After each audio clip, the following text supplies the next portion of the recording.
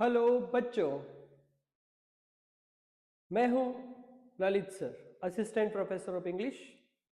और आज आपसे बात करने आया हूं आपके कॉम्पिटिटिव एग्जाम के एक बहुत ही महत्वपूर्ण टॉपिक के बारे में। जी हां, आज इस वीडियो के माध्यम से हम बात करेंगे एलडीसी इंग्लिश एग्जाम के बारे में। आपका जो इंग्लिश का पेपर होने वाला है एलडीसी का पार्ट 2, उसको हम डिस्कस करेंगे। हम डिस्कस करेंगे एलडीसी एग्जाम के सिलेबस को, हम डिस्कस करेंगे एलडीसी एग्जाम के इंग्लिश को स्ट्रॉन्ग बनाने का, हम डिस्कस करेंगे कैसे इंग्लिश को आप ओवरकम कर सकते हैं, कैसे आप इंग्लिश को एक स्कोरिंग सब्जेक्ट बना सकते हैं। तो अगर आप एलडीसी एग्जाम की प्रिपरेशन कर रहे हैं और आपको लगता है कि इंग्लिश आपके लिए एक डिफिकल्ट लैंग्वेज है, तो यकीन मानिए English is not a difficult language, it only demands practice. अगर आप राइट स्ट्रेटजी फॉलो करेंगे, सही डायरेक्शन में प्रैक्टिस करेंगे, वोकेबुलरी को स्ट्रॉन्ग करेंगे, तो आपकी इंग्लिश स्ट्रॉन्ग बनेगी और वो हेल्प करेगी आपको एग्जाम में अच्छे मार्क्स दिलाने में। एग्जाम में अच्छे मार्क्स का मतलब है आपकी सरकारी नौकरी का सपना पूरा होना।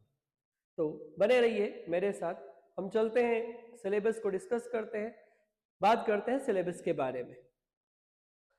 LDC English Special, English is not difficult, it only demands consistency. English difficult language नहीं है, ये बात करती है प्रैक्टिस को, डिमांड करती है प्रैक्टिस को। अब हम बात करने वाले सिलेबस की। तो पहले हम देखते हैं हमारे प्रिस्क्राइब्ड सिलेबस को, कि हमारा प्रिस्क्राइब्ड सिलेबस क्या है। तो हमारा प्रिस्क्राइब्ड सिलेबस, डिस्कस करते हैं सिलेबस को। सिलेबस का पेपर 1 है आपका सामान्य ज्ञान, दैनिक विज्ञान और गणित का, दैट मीन्स जनरल नॉलेज, जिसमें है राजस्थान के बारे में सामान्य जानकारी, राजस्थान का इतिहास, राजस्थान की संस्कृति, राजस्थान का औद्योगिक विकास और दैनिक विज्ञान। इसी पेपर 1 का सेकंड पार्ट है मैथमेटिक्स। तो यह आपका पार्ट थे पेपर 1 में, जनरल नॉलेज, जनरल साइंस और जनरल मैथमेटिक्स। अब हम बात करते हैं पेपर 2 के बारे में, जिसके बारे में हमें डिस्कस करना है। और पेपर 2 में यह रहा हमारा इंग्लिश का सिलेबस। पेपर 2 का ये हमारा इंग्लिश का सिलेबस, जनरल इंग्लिश। एग्जाम में क्वेश्चन आएंगे 75 क्वेश्चन। इन 75 क्वेश्चन के लिए क्या पढ़ना हमें और पेपर के में क्या पूछा जा सकता है। तो सिलेबस का फर्स्ट पार्ट है tenses and sequence of tenses.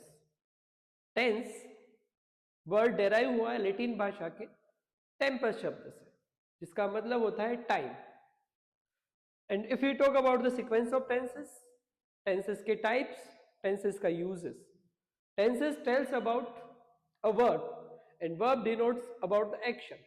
उस एक्शन के द्वारा जो काम होने वाला, उस काम के समय के बारे में जानकारी देने का काम किया जाता है टेंसेस के द्वारा।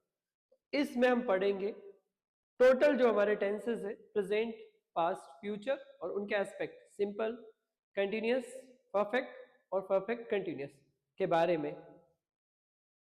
अगला हमारा टॉपिक है वॉइस, और उसके बाद का हमारा टॉपिक है नरेशन, और उसके बाद का टॉपिक है हमारा ट्रांसफॉर्मेशन। जनरली इस टॉपिक की अगर हम बात करें तो इस टॉपिक को कहा जाता है ट्रांसफॉर्मेशन ऑफ सेंटेंसेस। ट्रांसफॉर्मेशन का मतलब होता है रूप का परिवर्तन करना, एक रूप से दूसरे रूप में चेंज करना। जब हम ट्रांसफॉर्मेशन करते हैं तो यहां पर एक गोल्डन रूल आता है, एक मेन की रूल आता है कि ट्रांसफॉर्मेशन में सेंटेंस का रूप चेंज हो सकता है, लेकिन उसका मीनिंग कभी भी चेंज नहीं होगा। Always keep in your mind, transformation जब हम करते हैं, meaning is not going to be changed, meaning वही रहेगा, उसका रूप चेंज हो जाएगा। इस ट्रांसफॉर्मेशन टॉपिक को इस तरह से पढ़ा जाता है कि इसका पहला पार्ट होता है voice. There are 2 types of voices, active voice और पैसिव वॉइस। एक्टिव वॉइस में जो हमारा सब्जेक्ट है, जो हमारा डूअर ऑफ द एक्शन है, वो काम कर रहा होता है, उसको एक्टिवली शो किया जाता है। पैसिव वॉइस में जब किए गए काम का प्रभाव डूअर के बजाय रिसीवर पर पड़ता है, उसे कहा जाता है पैसिव वॉइस। यहाँ पे शिफ्टिंग की जाती है एक्टिव से पैसिव, और कई सारे एग्जाम में पैसिव से एक्टिव के बारे में भी पूछ लिया जाता है। तो एक्टिव वॉइस से पैसिव वॉइस में चेंज करना, यहाँ का गोल्डन रूल है always use third form of the verb. यहाँ पर वर्ब की थर्ड फॉर्म का यूज किया जाता है जब हम चेंज करते हैं एक्टिव से पैसिव, और एक एजेंट का यूज किया जाता है जिसे बाय प्लस एजेंट, या जिसे चेंजिंग एजेंट कह दिया जाता है, या जिसे हम कह सकते हैं कि सब्जेक्ट ऑब्जेक्ट बनता है और ऑब्जेक्ट सब्जेक्ट बनता है। थर्ड है नरेशन। नरेशन का मतलब होता है स्टेट में कही गई बात को बताना। नरेशन के दो तरीके होते हैं, एक तरीका होता है डायरेक्ट तरीका, एक तरीका होता है इनडायरेक्ट तरीका। इस टॉपिक को हम स्कूल टाइम में हमारे ऐसे पढ़कर आए, डायरेक्ट स्पीच और इनडायरेक्ट स्पीच। तो ट्रांसफॉर्मेशन होता है डायरेक्ट स्पीच से इनडायरेक्ट स्पीच, और इनडायरेक्ट स्पीच से डायरेक्ट स्पीच में ट्रांसफॉर्मेशन होता है। यहां पर गोल्डन रूल है कि यहां पर टेंसेस में शिफ्टिंग होता है। तो प्रेजेंट है तो पास्ट में चला जाएगा, पास्ट है तो पास्ट परफेक्ट में शिफ्टिंग हो जाती है। एक्टिव और पैसिव वॉइस में टेंस चेंज नहीं होता है, डायरेक्ट इनडायरेक्ट में टेंसेस में चेंजेस होता है। ट्रांसफॉर्मेशन ऑफ सेंटेंसेस जो जनरल टॉपिक है उसमें अजरेटिव से negative, it means positive polarity वाले सेंटेंस को नेगेटिव पोलैरिटी वाले सेंटेंस में चेंज करना। इसी टाइप से पॉजिटिव पोलैरिटी वाले सेंटेंस को इंट्रोगेटिव में चेंज करना। क्वेश्चन फ्रेमिंग करना। क्वेश्चन फ्रेमिंग करना यानी प्रश्नवाचक वाक्य बनाना। प्रश्नवाचक वाक्य बनाने के दो तरीके, एक तो क्वेश्चन शुरू होता है हमारा हेल्पिंग वर्ब की हेल्प से, दूसरा हमारा क्वेश्चन शुरू होता है WH वर्ड की हेल्प से।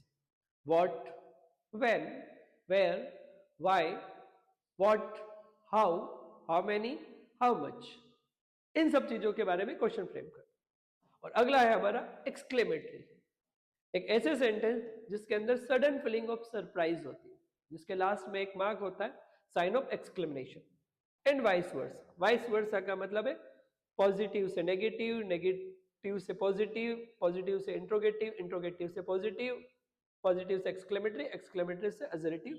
आपस में शिफ्टिंग ऑफ सेंटेंसेस किसी भी तरह से पूछा जा सकता है। अगला हमारा टॉपिक है uses of article and determiners.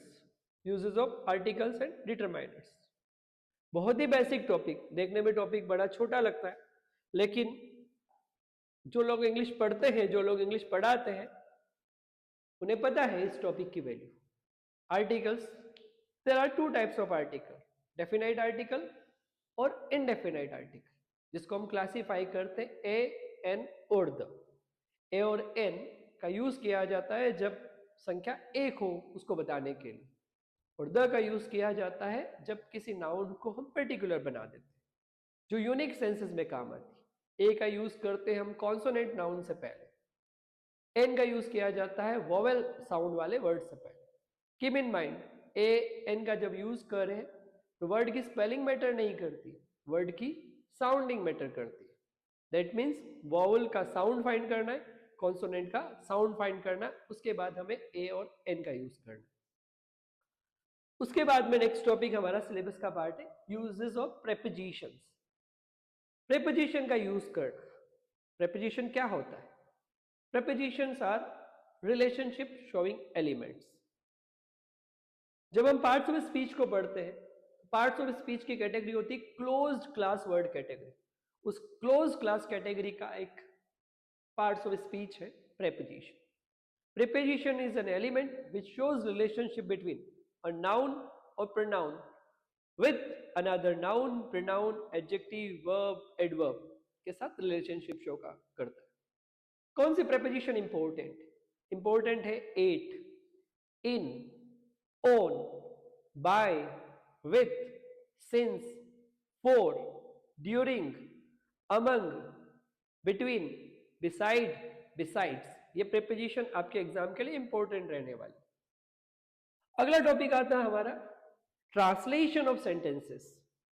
अभी जो देखा था हमने ट्रांसफॉर्मेशन देखा था, अब है ट्रांसलेशन। ट्रांसलेशन का मतलब है हिंदी से इंग्लिश और इंग्लिश से हिंदी में ट्रांसलेट करना।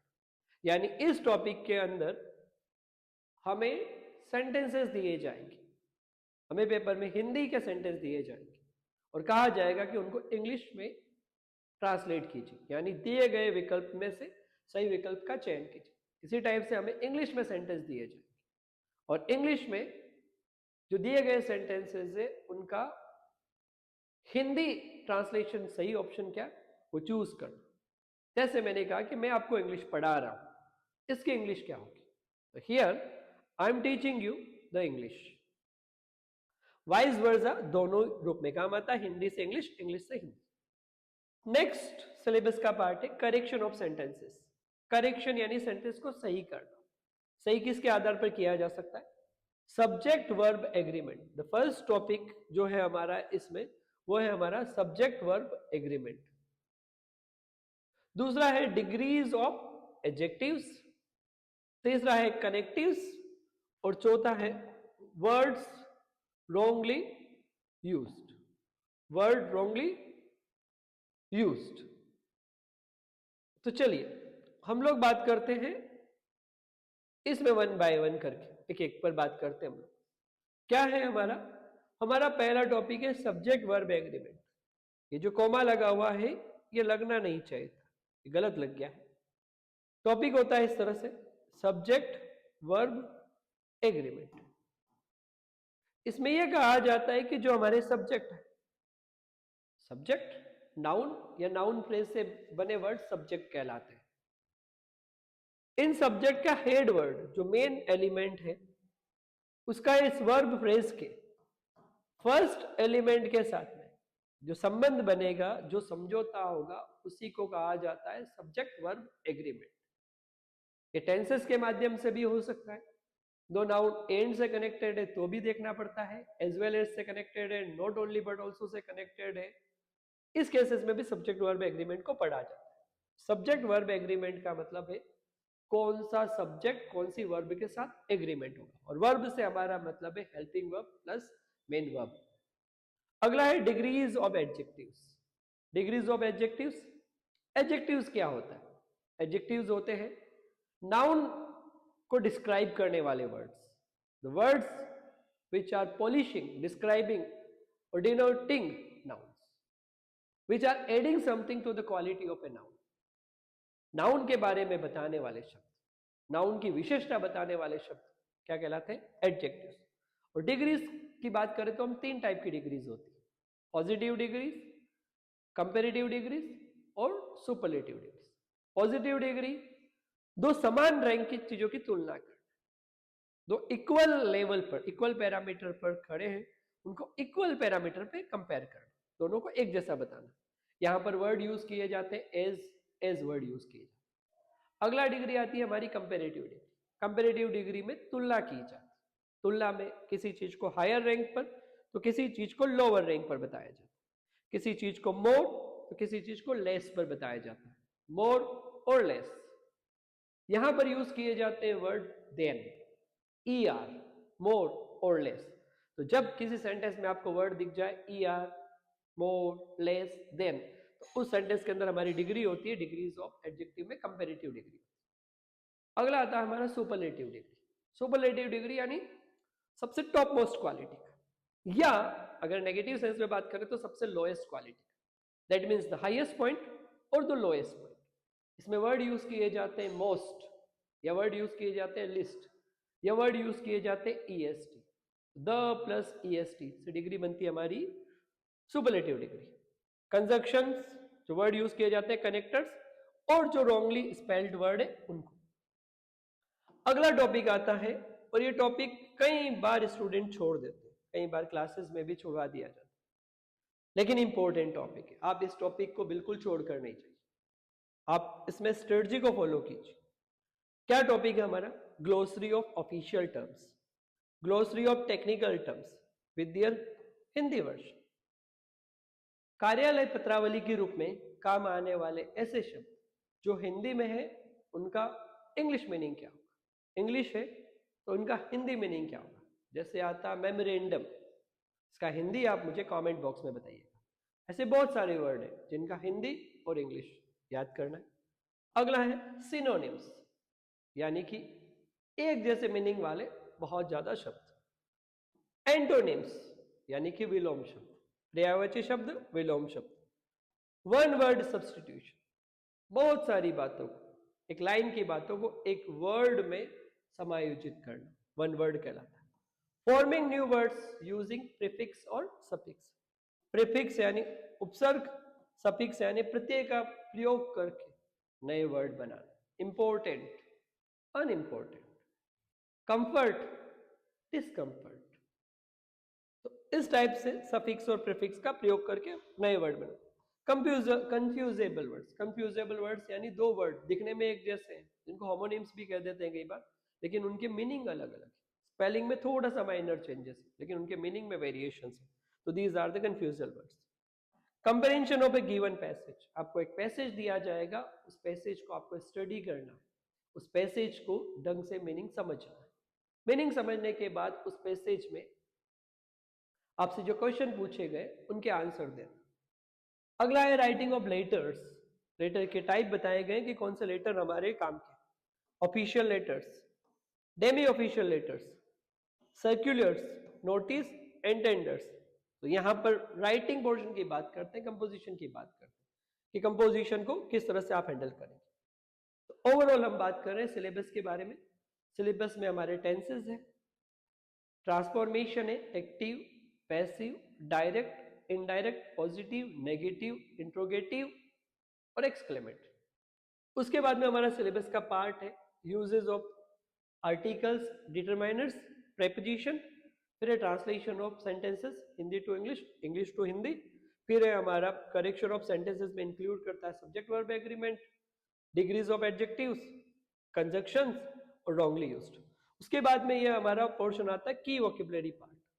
इसमें मैं आपको सजेस्ट करूंगा कि रोज करने से बजाय आप अपनी एक नोटबुक प्रिपेयर कीजिए, जिसके अंदर 5 ऑफिशियल टेक्निकल वर्ड्स लिखिए, उनका हिंदी और उनका इंग्लिश, 5 सिनोनिम्स लिखिए, 5 एंटोनिम्स लिखिए, 5 वन वर्ड्स लिखिए और 5 प्रीफिक्स लिखिए और 5 सफिक्स लिखिए।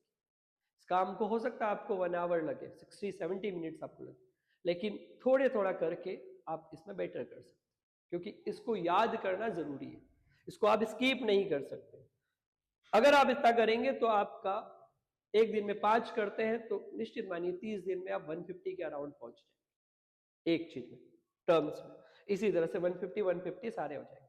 और आप ये 200 के अराउंड कर लेते हैं तो आपकी वोकैब भी बहुत अच्छी होगी, पेपर समझने में हेल्प मिलेगी, और पेपर के अंदर ये डायरेक्टली मेमोराइजेशन बेस्ड जो क्वेश्चन आते हैं इनमें आप बहुत अच्छे से डील कर पाएंगे। चलिए आगे और बात करते हैं इसी के बारे में हम लोग।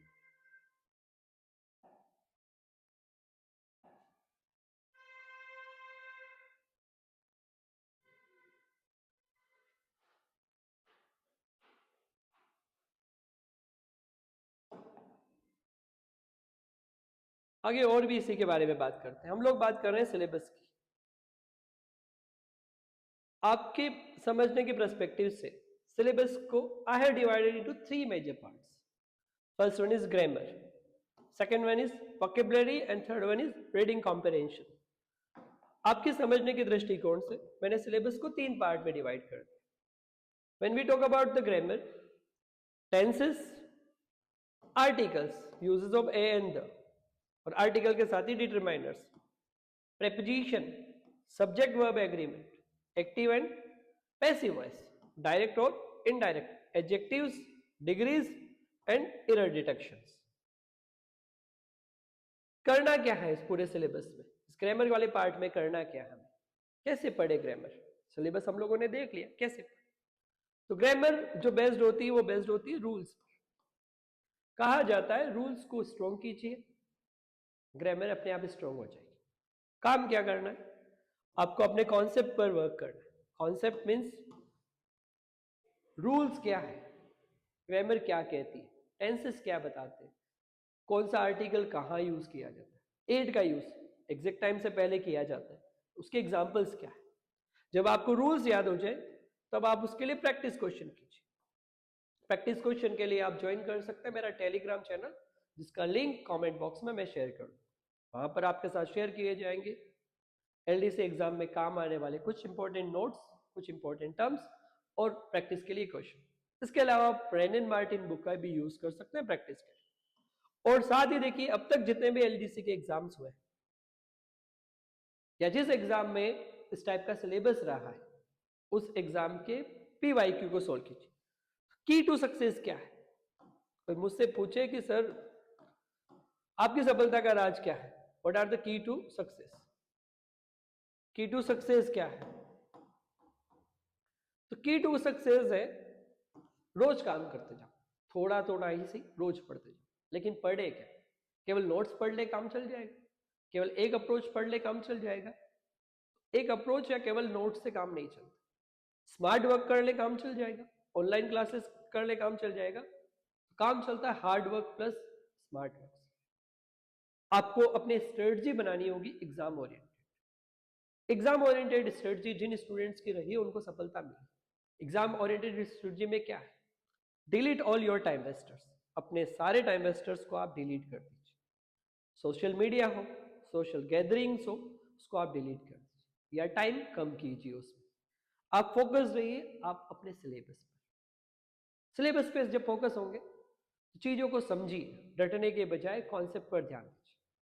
सिर्फ थ्योरी पढ़ने के बजाय क्वेश्चन सोल्व करने पर भी ध्यान दीजिए। थ्योरी और क्वेश्चन का कुछ प्रोपोर्शन सेट कीजिए कि इतना टाइम मुझे थ्योरी पढ़ना, इतना टाइम मुझे क्वेश्चन सोल्व करना। लेकिन क्वेश्चन सोल्व कैसे करेंगे? तो उसके लिए यूज कीजिए PYQs। किसी भी कॉम्पिटिटिव एग्जाम में सक्सेस पाने का अगर कोई शॉर्टेस्ट मीन पूछा जाए तो वो है मास्टरी ओवर द PYQs। गत वर्ष की परीक्षाओं में पूछे गए सवालों को हल करना सबसे इंपॉर्टेंट था। आगे चलते हैं हमारे सिलेबस के पार्ट में। हमारा सिलेबस का था vocab section. Second important part है वोकैबुलरी। वोकैबुलरी का मतलब है वर्ड्स की power, power of the words. इसमें क्या था?